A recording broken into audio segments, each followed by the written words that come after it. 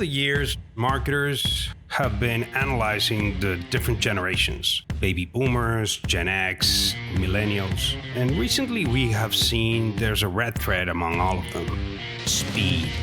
They all want everything to happen now. My name is Francisco Serrano, and I am the Chief Speed Officer at One to One and the host of the Now Gen podcast. Join me. Each episode, we talk about what's happening with brands, see how brand professionals across different industries cope with this fast-changing market, and live up to the expectation of this now generation. Welcome. This episode is brought to you by One to One, the fastest day-to-day design and content studio. For more than 17 years, One to One has been their premier partner for many Fortune 500 companies, proving that tight deadlines shouldn't be a hassle. Okay, so welcome back. Let's welcome Jos Harrison. He's the Global Head of Brand Experience and Design at Reckitt. His ambition is to bring brands closer to people, and he has been an advocate for brands for many years for a force of good. Today, we're glad to have him here to talk about how brands manage to connect with the now gen and create meaningful and purposeful connection between them. Welcome, Jos. Glad to have you as a special guest on the Now Gen podcast. Hi, Francisco. It's great to be here. I appreciate the invite. No, thank you. It's always great to have people with such a history dealing with brands. You've been having quite a ride, right? In this in several companies. Can you talk a little bit about your background? Sure, yeah. So originally, I'm a product designer. So I trained in industrial and product design. Seems like a very long time ago now, but it's my background, therefore, is in kind of physical structures, ergonomics, interactions with products and spaces, a little bit of spatial design. But actually, I've spent time over the years in, as you say, in various different agency and client side organizations, working in most aspects of the creative industry. It's been quite varied. So I've worked in commercial interior design, kind of space planning, moving people around large open spaces. I've worked in FMCG food, specifically in confectionery and drinks. So I spent a number of years at Cadbury. Used to be called Cadbury Schweppes when I joined. Oh, okay. So that, again, some time ago. So I had a lot of fun working in chocolate and sweets, which is a super industry. It really is as fun as it sounds. And even better to work in the location that I worked in, Bourneville in Birmingham, in the UK, which is the centre of the Cadbury company, if you like. And it's where the primary factory is, the original factory that was built by Quakers. It's a fabulous location, but of course it's a chocolate factory, and it's as good as everyone kind of imagines a chocolate factory to be. It really is kind of Willy Wonka stuff. So it was a lot of fun working on branding and innovation and presence marketing. Did a lot of work on large spaces and kind of themed attractions. We worked with a lot of partners like Legoland and Alton Towers. So that was huge fun, massive learning curve for me. That was my kind of first time spent building brands or creating brands and managing them. And from there, sort of continued in the FMCG direction, but actually moved to the home care and hygiene and healthcare, or at least OTC products that I work with now in Reckitt. So I've been at Reckitt for 11 years now, I think. Worked across most of our power brand portfolio. So we have a series of brands that are the largest ones that kind of span the world. And at a global level, we work on those predominantly. And so I've spent time on all of the big ones that most people are aware of in Finish, in auto dishwashing, Lysol, of course, in disinfection and sanitizing. Same with Dettol. It's kind of air care with Airwick. Spent quite a bit of time on some of our OTC portfolio, working on things like Gaviscon and Strepsils, I did some work for a year or so on our vitamins, minerals, and supplements brands when we first acquired them a few years ago. So those are brands like Mega Red and Move Free and Airborne. And then more recently, I've been leading our hygiene business unit, which covers all of our home care and hygiene and surface care brands. So these are brands like Finish and Lysol and Harpic, Airwick, Vanish, and we have quite a large portfolio in pest control, Mortein, SBP, and a few others. So pretty varied, but I have to say the variation and the kind of everyday new challenge is exactly what every designer dreams of. So it's been a fantastic ride. Yes, I mean, and going managing brands like Cadbury and going all the way to household and there's a common factor in both of them. They're leading brands, and how. This is my first question to you, Jos. As an expert in the field, I wanted to ask you in this now gen that everything is changing so fast, and the attention span of the consumers it's just barely there, right? How do you keep them involved? How do you engage them, and how do you connect with them between products, brands, and the audience? So I think it's a bigger challenge in home care and hygiene and those kinds of FMCG categories than it is in others. So if I look at something like chocolate, of course, all confectionery is a kind of what you think of as a high engagement category. You know, people are motivated to experiment a little bit. There's an instant payoff, of course, because there's always the sugar hit. And so I think that short moment of time where you get that payoff, you get the instant enjoyment. It's a relatively good fit with the now gen. You know, it is instant. Whereas if you think about the hygiene and home care categories, you know, kind of linked to cleaning, things like pest control, sanitizing, even air care, kind of fragrancing your home or your car or immediate surroundings, they're a little bit more difficult to get people engaged with. And I think a lot of people across the industry talk about low engagement categories.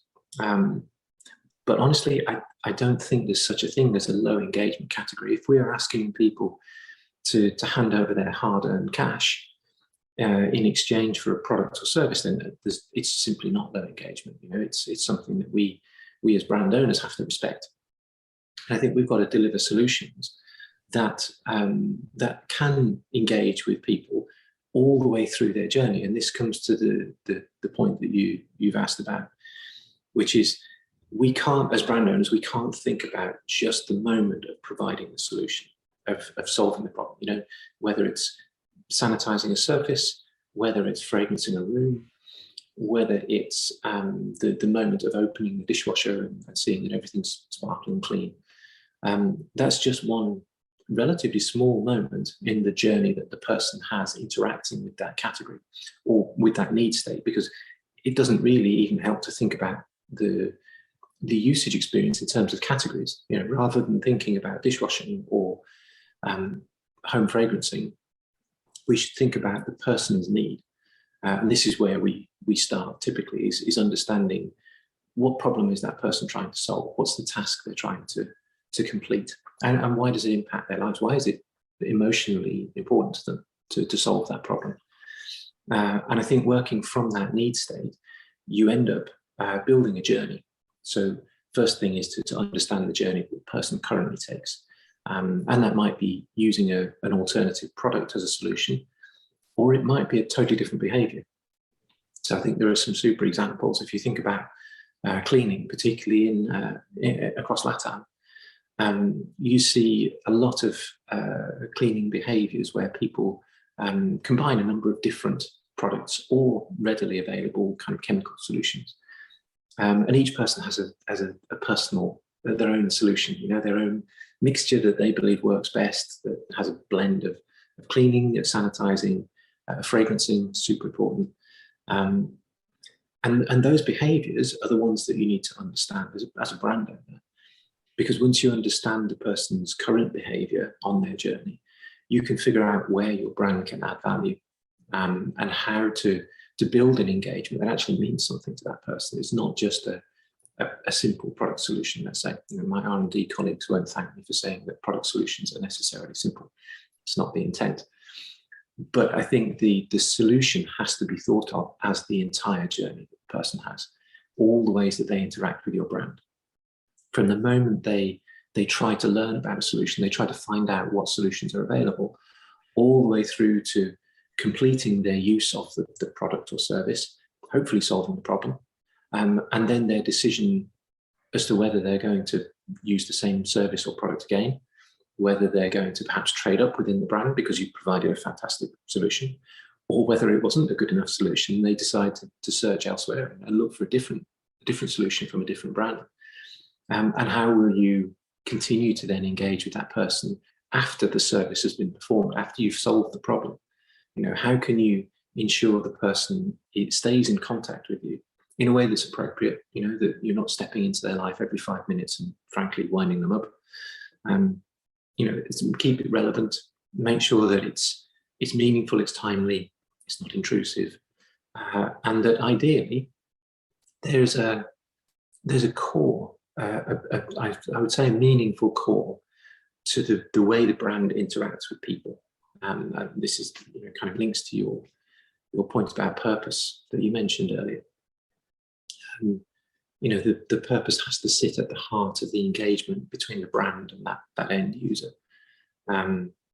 Because if it doesn't have a reason to exist, why would I buy it? Why would I engage with it? I have hundreds of choices, plus I can choose to find my own, make a solution myself if necessary.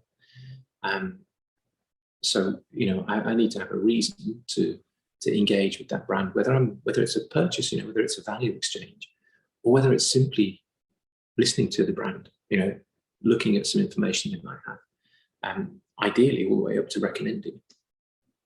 Yeah, and well, before I jump into the pandemic, which is a question that I'm sure that everybody asks, I have to say that my mother used to put Fabuloso with chlorine, and that was the best bathroom cleaner ever. And I'm like, why do you have to buy like several? So I completely, I was born and raised in Mexico. So Latam, that's me. And when you were saying it, I would completely relate to that.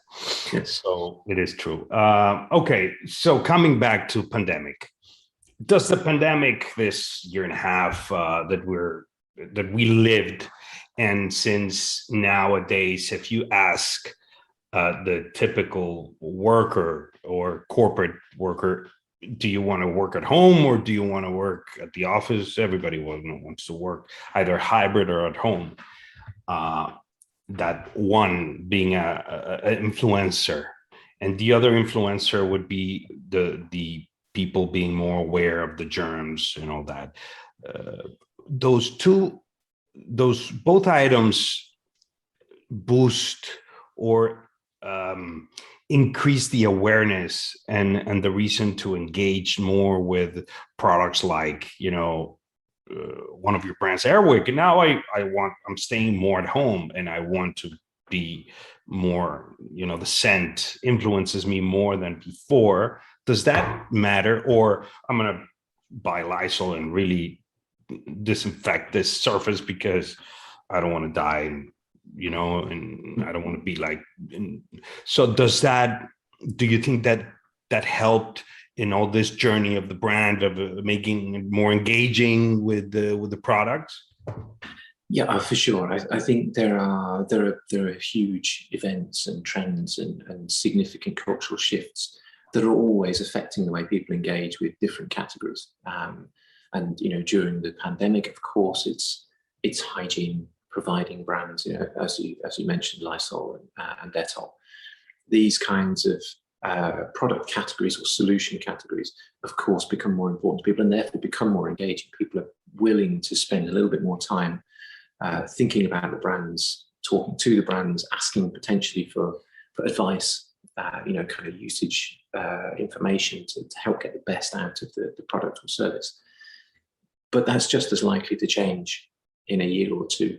And the key societal or cultural behavioral shift might drive an entirely different category to be sort of top of mind awareness, So I think the important thing for us as brand owners is to come back to that point about understanding why the need is important to that particular person or group of people.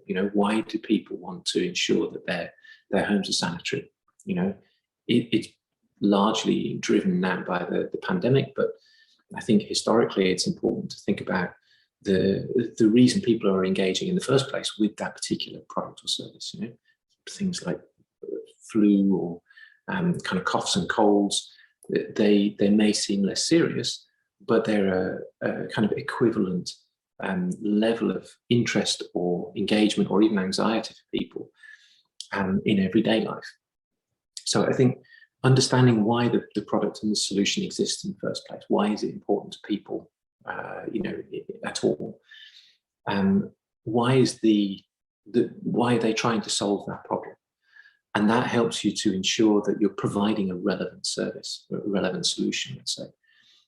Because it would probably, it's easy for a large business to kind of say, okay, there's an increased demand, and therefore let's ensure that production can meet that demand, and we kind of sit back and let the world take its course for however long the pandemic lasts.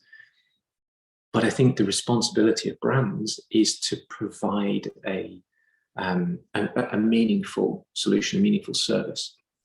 And so it wouldn't be right to sort of sit back and do that. It's far more important for us to look at how we can improve the care that the brand provides, or the care that the brand enables the user to provide to their family. In the case of Lysol, I think it's relatively straightforward. It's how can we ensure that the germ protection is broad spectrum, that we cover as many sort of readily encountered germs and viruses and bacteria as absolutely possible, so that we can provide as much peace of mind as possible to that user, or ensuring that the germ protection lasts longer, so that, again, peace of mind is easier for the person to attain. But also, what kind of information can we provide to help ease the anxiety around things like the pandemic, or kind of flu outbreaks in schools and this kind of thing. And this is why we set up the Germcast for Lysol. This kind of idea of forecasting the likely outbreak of things like flu and even more recently for COVID. So I think understanding the person's need in that situation helps the brand to figure out where should its interventions be. What nature of intervention should it make? Should it be just information? Should it be a product? Should it be a service? Should it be a physical service or a digital, or one enabled by the other, etc. And I think that becomes super important, because people will very quickly recognize that a brand is simply taking advantage, and that it's a sales drive and nothing more. And honestly, we're at the point now where people are more than prepared to actively reject stuff. It's not simply a kind of a deselect in favor of a different brand. They will actively reject if they feel that a brand is not appropriately behaving, and they'll damn well tell everybody about it. I think that's one of the biggest shifts in our industry, is that 10 years ago perhaps, you would see people prepared to review and to discuss, to recommend, reject, however, higher value purchases, let's say higher engagement categories, things like consumer electronics and sportswear, etc. And of course, service industry stuff like restaurants and bars and so on. People would happily leave reviews. You can see a great deal for things like FMCG, especially home care. But it's so easy for people to make their opinion known, to share it, that now you have to be aware that people very quickly actively reject something that they feel is inappropriate. Now, at a time like this, it's even more important for brands to act responsibly, therefore. And you very quickly get feedback from from people's point of view on across social media and your kind of brand websites, CRM platforms. So I think that notion of big cultural and behavioural shifts is just another reason for brands to think carefully about who are they serving, what problem are they solving, how do they provide that meaningful solution, and what is the meaning behind it? Why does the brand exist in the first place? I think that's more important than ever. Yeah, and I want to stop right there and talk a little bit about sustainability, because you're mentioning that the whole generation is making decisions and getting up the voice and saying, I don't want it, or I want it, or I want this and that, and more they are handling more the decisions of the brands. So I know Reckitt has done some pretty good things related to this, right? The clothes live longer with Vanish. Yeah, the campaign. So does that associate with the meaningful activities that you were talking about brands should do in order to make a position in the market? Very much so. Yeah, and I think it's important to understand the way brands live in the world now. They're almost a co-collaboration with people. The reactions and the engagement with the average person, with the individual, is so important now that I guess to my previous point, it makes or breaks brands. But also it builds and helps to create and helps to guide them. The brand effectively begins to evolve as an entity through its interactions with its audience, with its users, with its shoppers, with any interested party. And I think that's one of the things that perhaps FMCG as an industry is still a little bit slow to take on board. And it's something that we've recognised as an organisation a few years ago and really tried hard to address this, is to kind of understand how the brand exists as an ecosystem with its users, with its partners, with its retailers. So it can't be an isolated entity. It can't be. It's like a shift from broadcast advertising to ongoing kind of constant interaction with people. It's inevitable. It can't be one-dimensional.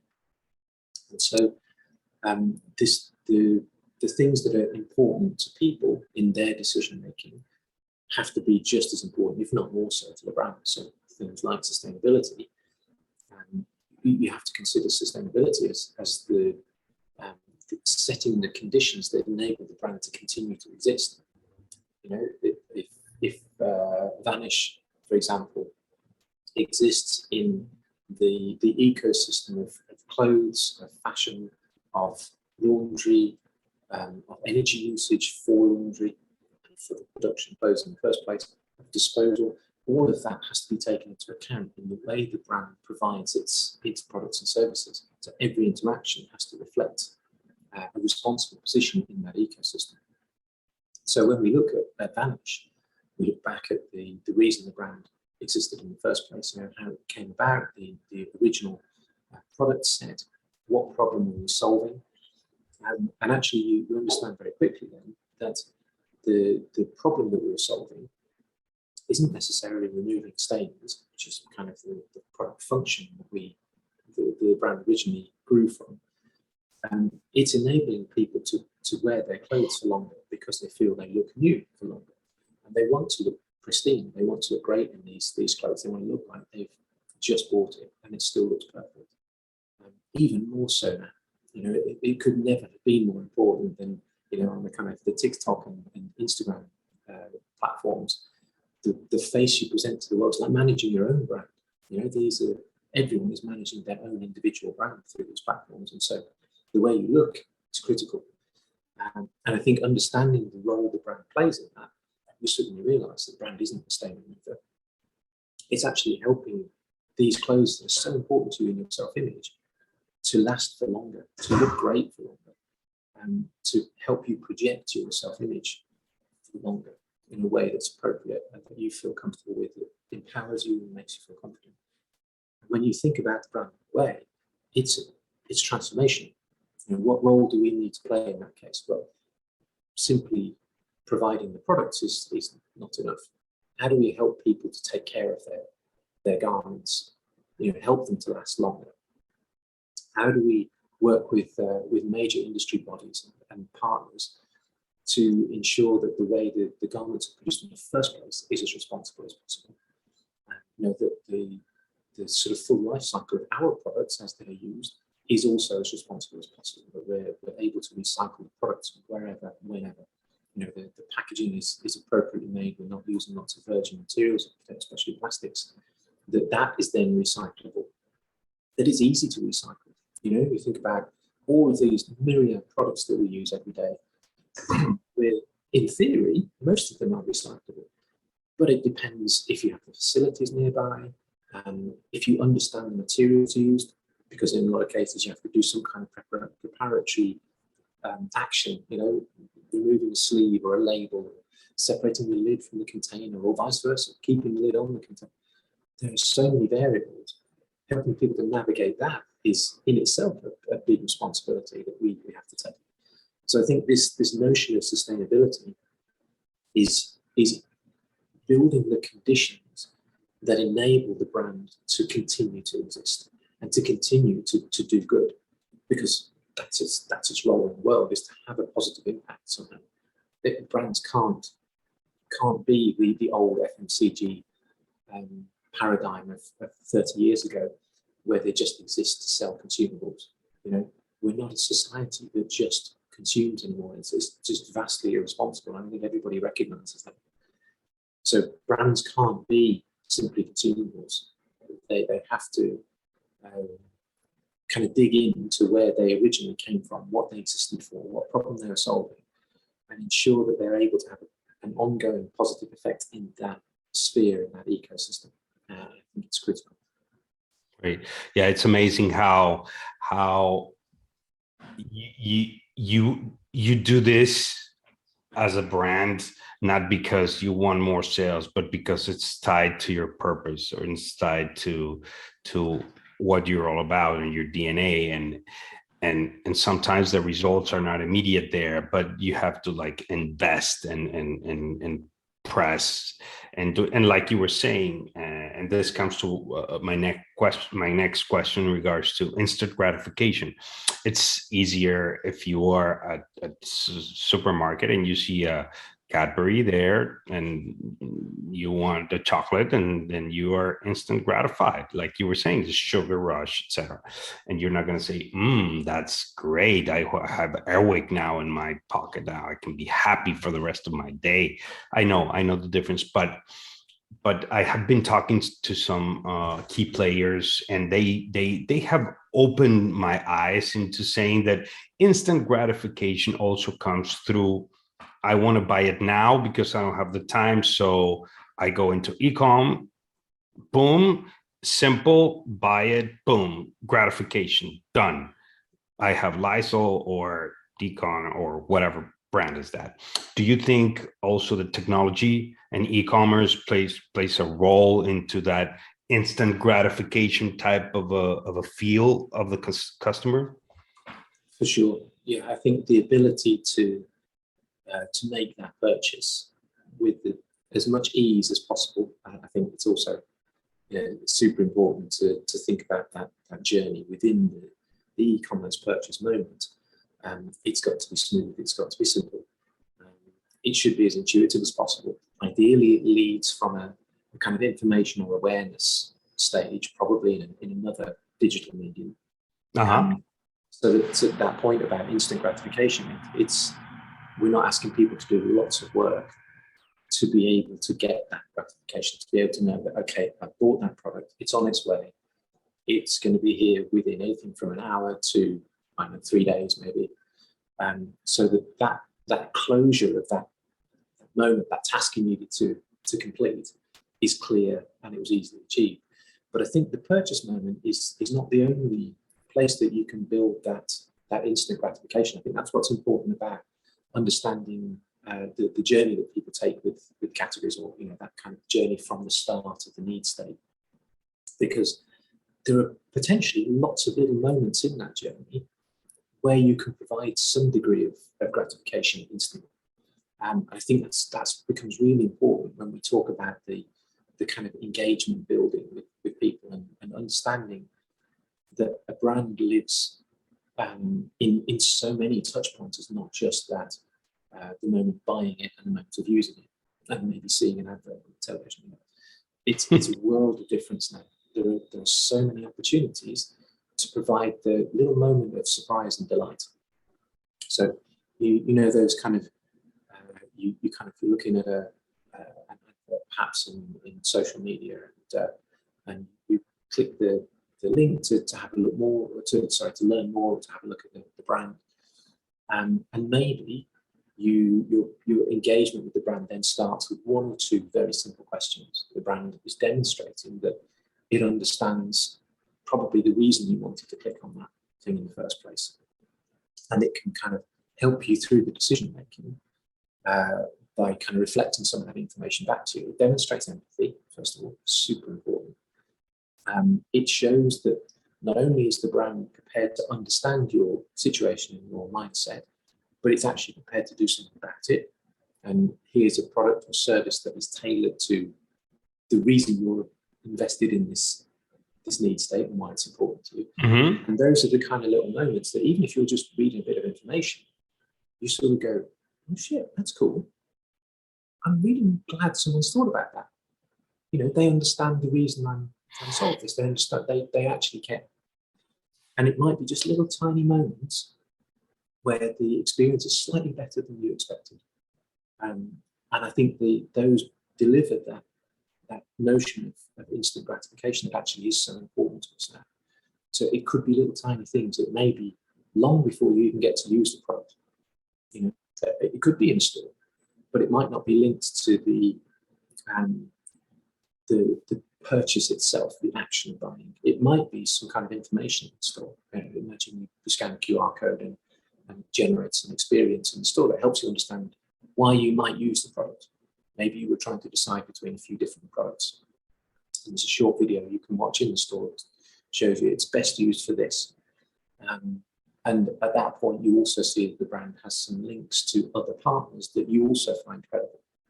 Partners in the same ecosystem that maybe already have more credibility or have a specific type of scientific credibility, or who knows.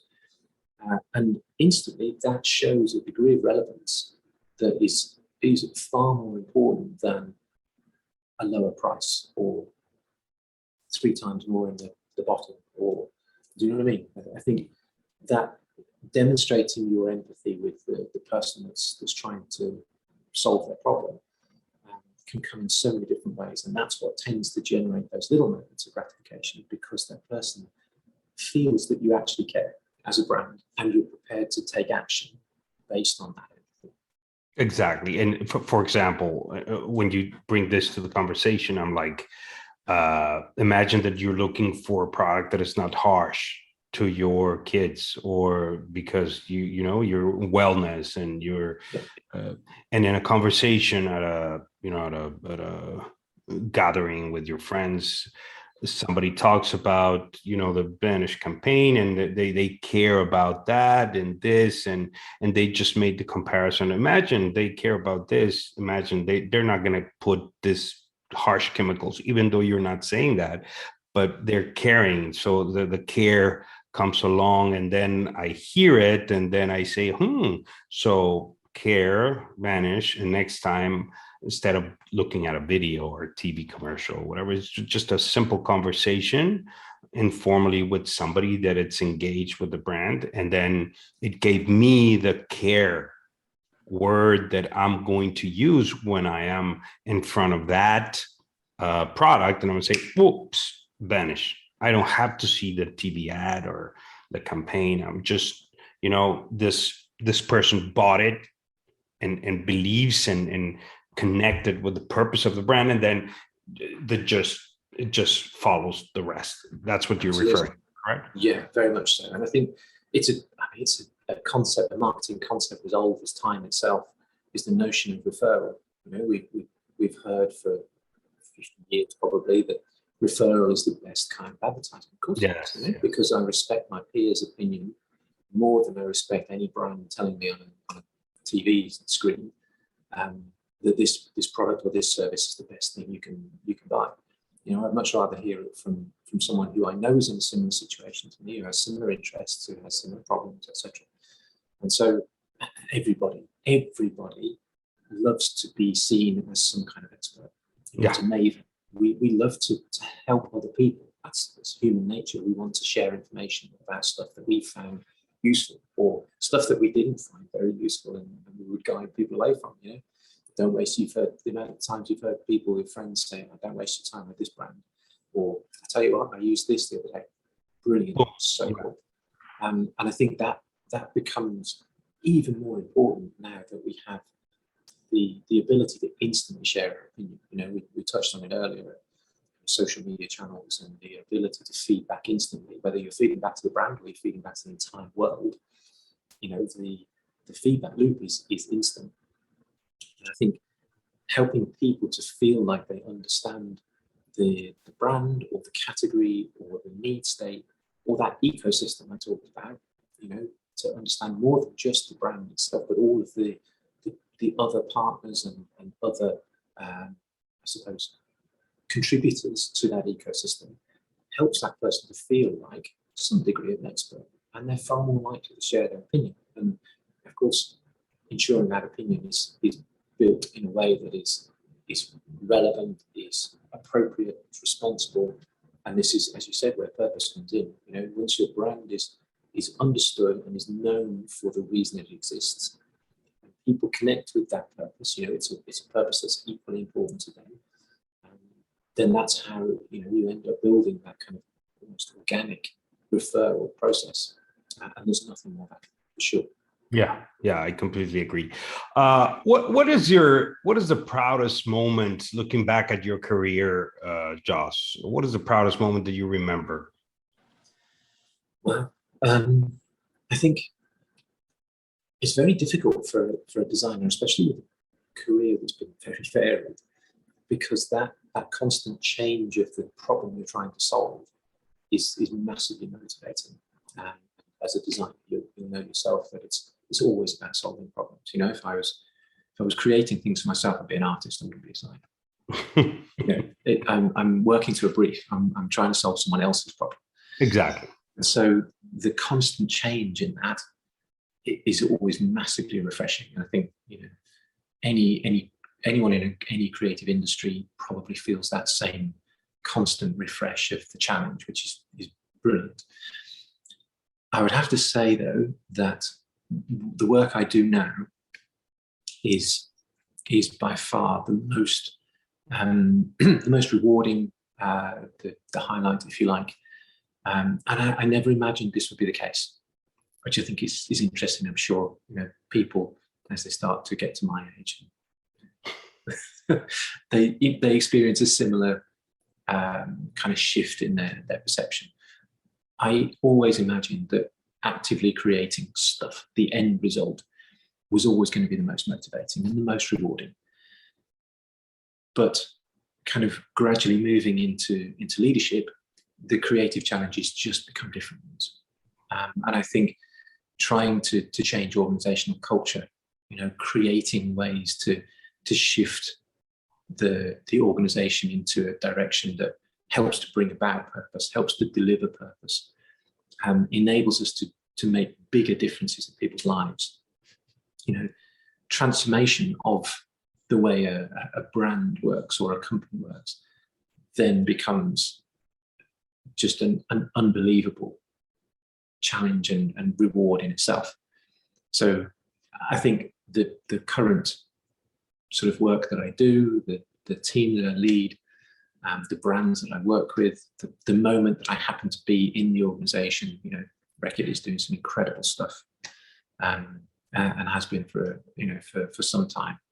So it's the highlight for sure.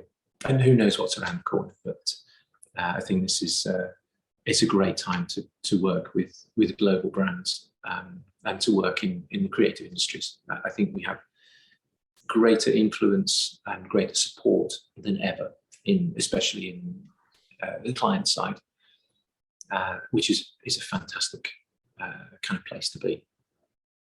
Great. Thank you for sharing, and congratulations on that, Jos.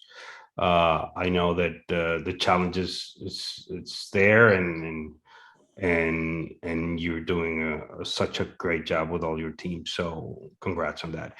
And so for all the listeners that are hearing you right now and there are, coping with the fast changing now gens, that they want instant gratification, and probably they're in different industries, of course, what would you, just one simple takeaway that you will say, simple, they can take away and say, I'm going to start doing that tomorrow? What would you do as a recommendation? Without doubt, I would say, get into the shoes of your user.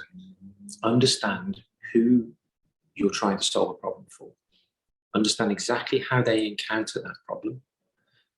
And then think about more than just the instant solution, because you can provide that instant gratification that builds your engagement with that person over a number of different touch points throughout their journey.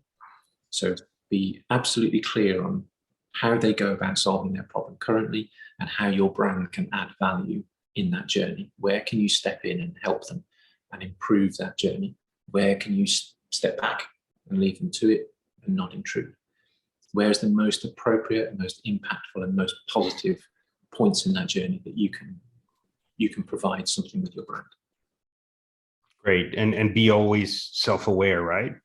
Because if you're like, yes, I can be a model of Victoria's Secret, I can be, and you're clearly not a candidate for that, then you must step back and say, let's not do it at this time. And yeah. And by the way, this is the final question of the whole interview. And a little birdie told me that you like beer, right? So perhaps a little too much, yes. Yes, no, but I mean, I want to ask you, which is your preferred brand of beer and why? Ironically, and it's very ironic because we didn't prepare this question. The T-shirt that I'm wearing is a T-shirt from a brewery, and it's probably my favorite brewery. It's a company called Other Half in Brooklyn, in New York. Oh, okay. That's purely because they're experimental. They kind of specialize in IPAs, which is kind of my favorite style of beer. It's just funny that you asked that question. I'm wearing this T-shirt. And it's the experimentation. I sort of, I suppose, discovered, it's an overused term these days, but I discovered craft beers a few years ago after never being particularly keen on beer because I don't like carbonated sort of pilsners and stuff. And uncovered what turns out to be a fantastically creative industry. Is one of the reasons I love it, is not just the experimentation that happens in the product, but the sheer amazing range of creativity that is present on the way it's marketed, and particularly the labels for cans and bottles. And I think the standard and the breadth of illustration design on craft beer, packaging specifically, is just incredible. I could stare at it all day long. There's such variety and such imagination that it's like an expression of creativity to me. Okay, wow. I didn't know what the shirt meant. Now I know. Is that is like the logo, or what is it? Yeah, so it's there are two circles. So the two circles are a letter O for other, and then you see the H in the center, Other Half. Oh, Other Half. Oh, okay, gotcha. Well, I promise that we did not rehearse this. This was completely spontaneous. It's a free plug for Other Half in Brooklyn. If anybody's there, well worth a look. Okay, yeah, we'll definitely try it when I'm there. Anything you want to add before we wrap up, Jos? I would just say thanks. I think it's been great to chat. I mean, we don't get a chance to chat as often as we would like anyway. So it's a really nice opportunity to just sit and talk. I think it's great to kind of help people to crystallize their thinking around this principle of instant gratification, the desire to solve things immediately or to have an instant payoff, that value exchange right there and then. And it helps me to focus my thinking. I appreciate the opportunity to kind of talk through it because it helps to focus the way that I think about it. Any chance to sort of talk through the problems our industry faces, the ways to better build solutions for people is always very welcome. So thank you. I appreciate it. Oh, thank you. Thank you. If anybody wants to reach out to you, where can they do so? Like everyone, I'm on LinkedIn and kind of checking it relatively regularly. So I would say just reach out on LinkedIn. Okay. Happy to correspond with people as needed. Excellent. Well, thank you so much, Jos, for being here with us. And we've been talking to Jos Harrison. He's the global head of brand experience and design at Reckitt. If you want to hear more about the most relevant power brands for the now generation, stay tuned for the next episode. Thank you for being here.